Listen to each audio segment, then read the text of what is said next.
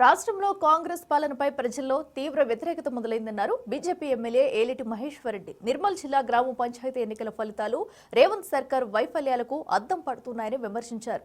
జిల్లాలో ఏకంగా 213 సర్పంచ్ స్థానాలను కైవసం చేసుకోవడం చారిత్రాత్మకమని, తనపై నమ్మకం ఉంచిన ప్రజలకు కృతజ్ఞతలు తెలుపుతున్నట్లు పేర్కొన్నారు.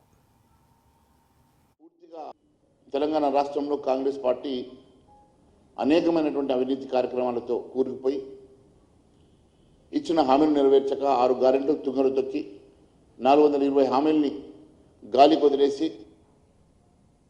ఈ రాష్ట్ర అభివృద్ధిని పూర్తిగా గాడి తప్పించి అవినీతిలో కూరుకుపోయినటువంటి కాంగ్రెస్ ప్రభుత్వం వ్యతిరేకతగా నిన్నటి తీర్పు కనబడతా ఉన్నది.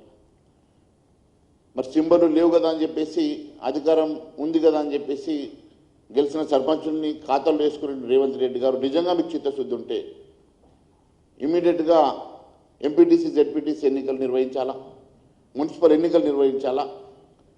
మరి ప్రజలకు కాంగ్రెస్ పార్టీ మీద ఉన్నటువంటి వ్యతిరేకత స్పష్టమవుతుంది.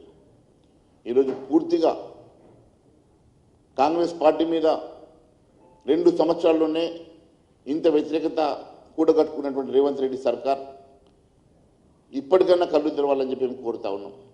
ఒకవైపు అవినీతి, మరోవైపు ఇచ్చినటువంటి ఏ ఒక్క హామీ కూడా నెరవేర్చినటువంటి ప్రభుత్వం పూర్తిగా రాష్ట్రం కుంభకోణాల్లో కూరుకుపోయి, అవినీతిలో కూరుకుపోయి, ప్రజల్ని పట్టించుకోకుండా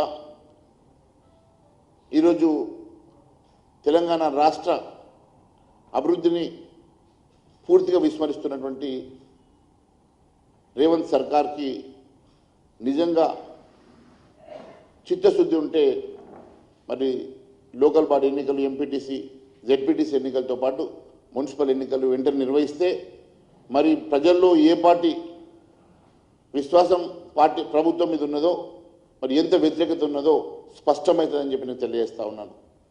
మిత్రులారా, గత 11 సంవత్సరాలుగా భారతీయ జనతా పార్టీ గ్రామీణ అభివృద్ధి కోసం అనేక నిధులిచ్చి ఈరోజు తెలంగాణ రాష్ట్రంలో, యావత్ భారతదేశంతో పాటు తెలంగాణ రాష్ట్రంలో అనేకమైనటువంటి అభివృద్ధి కార్యక్రమాలు చేపడుతున్నటువంటి భారతీయ జనతా పార్టీ, మరి అదే భారతీయ జనతా పార్టీ చేస్తున్నటువంటి అభివృద్ధిని ఈరోజు ఆశీర్వదించి నిర్మల్ జిల్లాలో అత్యధికంగా సీట్లు గెలిపించి ఈరోజు భారతీయ జనతా పార్టీకి బహుమానంగా ఇచ్చారు. రేపు ఖచ్చితంగా రాష్ట్ర వ్యాప్తంగా ఇలాంటి ఫలితాలే ఉంటాయి. రాష్ట్ర వ్యాప్తంగా భారతీయ జనతా పార్టీ పర్ఫార్మెన్స్ ఇదే మాదిరిగా ఉంటుంది.